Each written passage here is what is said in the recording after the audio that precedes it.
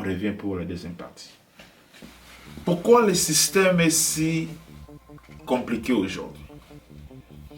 Parce qu'il y a trop d'objectifs opposés. La loi américaine essaie de gérer plusieurs choses en même temps, c'est-à-dire répondre aux besoins économiques.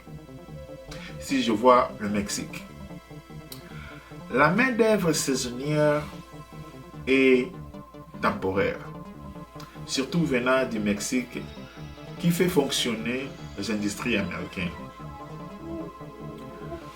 Beaucoup d'entreprises comptent sur ces travailleurs mexicains qui viennent faire des emplois essentiels, malgré qu'ils sont mal payés, et puis retourner chez eux à la fin de la saison.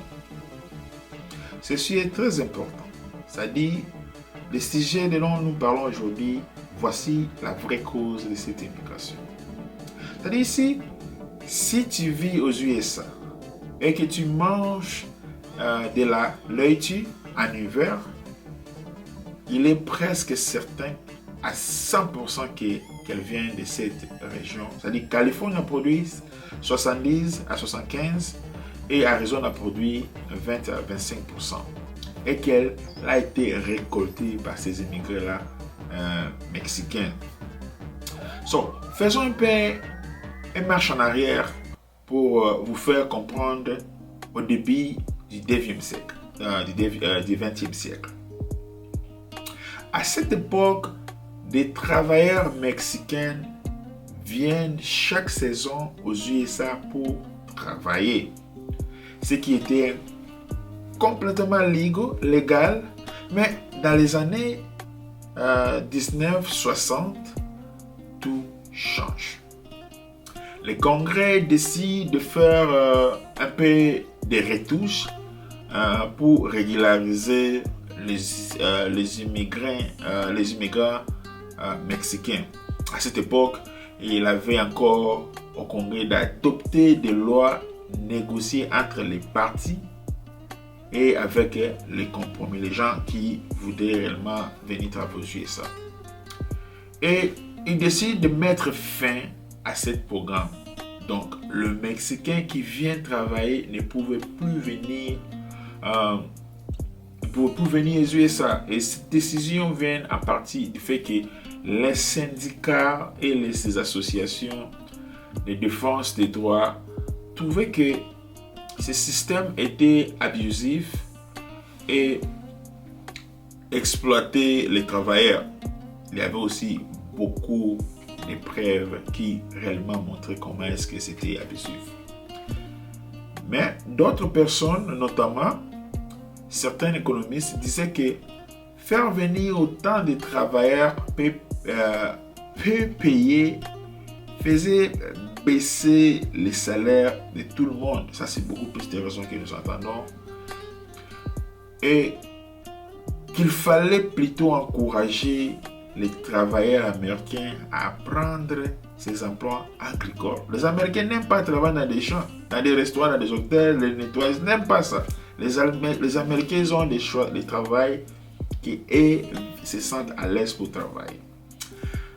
Le problème, c'est que le Congrès n'a pas ensuite créé aucune permanente loi à ce que les travailleurs peut qualifier d'entrer légalement dans le pays.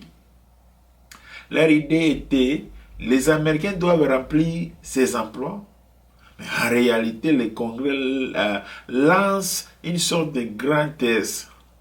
Il se demande si on rend illégal le système de travail migrant qui est déjà profondément intégré dans l'économie américaine. Est-ce que les gens vont arrêter de venir? Est-ce que les Américains vont prendre ce travail au sérieux? C'est-à-dire, ils vont commencer à travailler dans les emplois que les Mexicains travaillent. Les Américains ne feront jamais ce genre de travail. La réponse est non. Les travailleurs mexicains continuent de venir parce que les emplois existent toujours et que les fermes ont encore besoin d'eux. La différence, c'est que le mouvement n'est plus autorisé, mais c'est que, et que comme traverser la frontière devient désormais illégal, beaucoup de travailleurs cessent de faire, d'aller, vous savez, quand ils venaient et rentraient, c'est-à-dire, ils venaient socialement, mais ils ne faisaient plus cela. Mais quand ils venaient maintenant, ils décidaient de rester. Vous savez quel est le résultat? La population sans papier commence à augmenter au début des années 1970. À la fin des années 1980, il y avait environ 4 millions de personnes sans papier vivant aux USA. Beaucoup occupent le même type d'emploi qui les avait attirés au départ, c'est-à-dire les agricultures, l'hôtellerie, les nettoyages, les restaurants, comme nous voyons, c'est des Chinois qui viennent ici faire les restaurants. C'est-à-dire c'est le travail que les Américains n'aiment pas faire. Les Américains, ils ont le travail qu'ils aiment faire.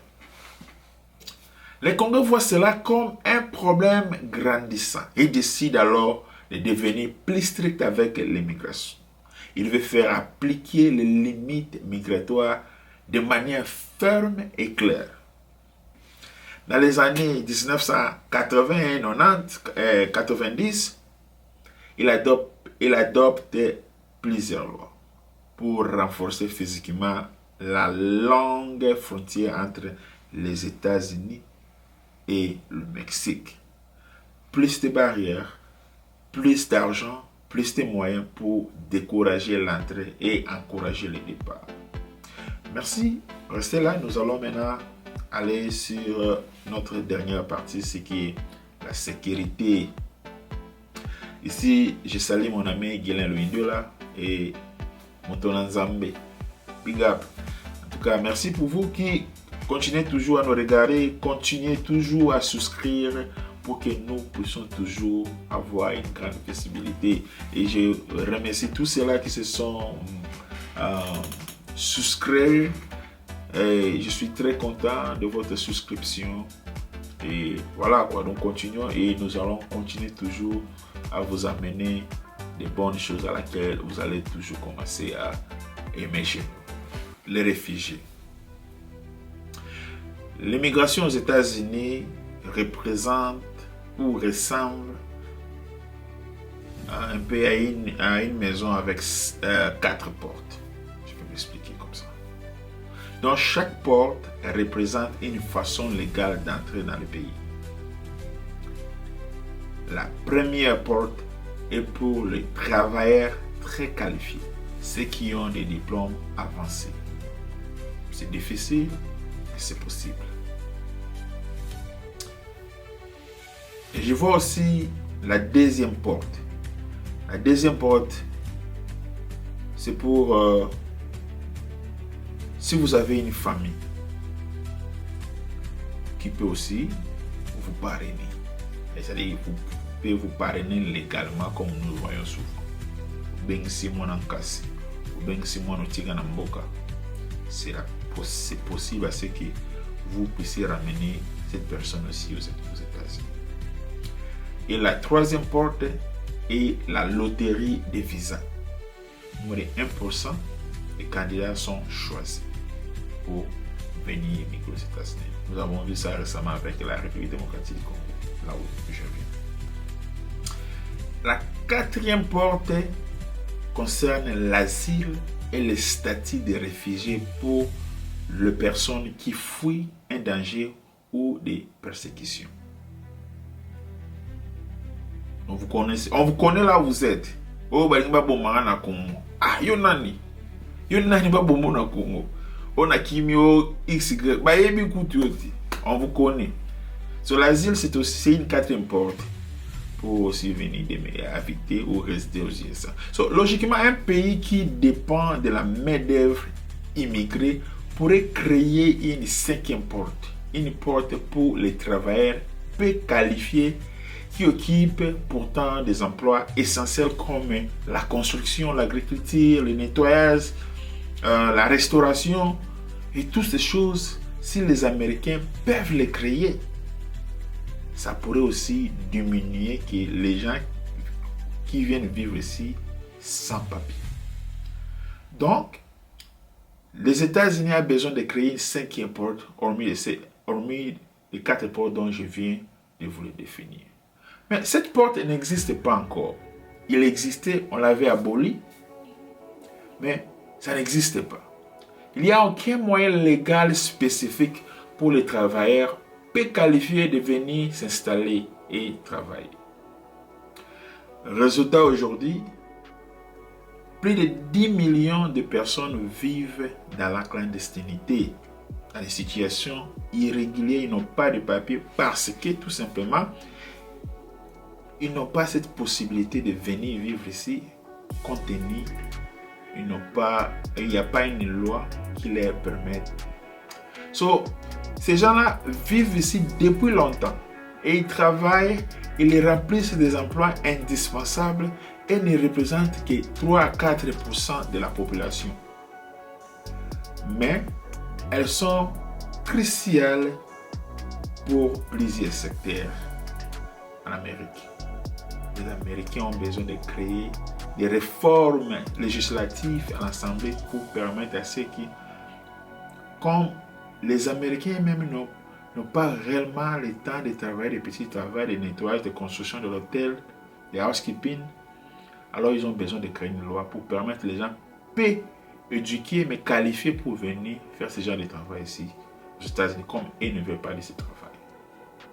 Donc, à la fin des années 1990, comme on l'avait vu avec les données sur l'agriculture américaine, beaucoup reconnaissent que l'économie dépend de cette main-d'œuvre, c'est-à-dire les Mexicains. Au lieu de vouloir expulser tout le monde, il existe même une volonté politique d'offrir à ces personnes un chemin vers la légalité. Voyez, pour qu'elles puissent sortir de la clandestinité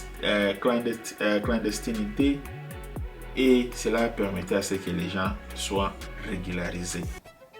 Donc, la plupart des Américains pensent qu'une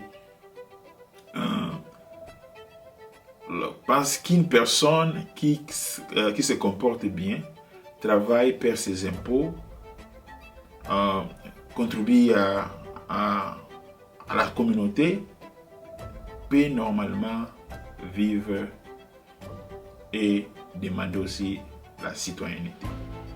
Mais ce n'est pas du tout comme ça que ça fonctionne. Donc le Congrès doit à tout prix faire ce qu'il y ait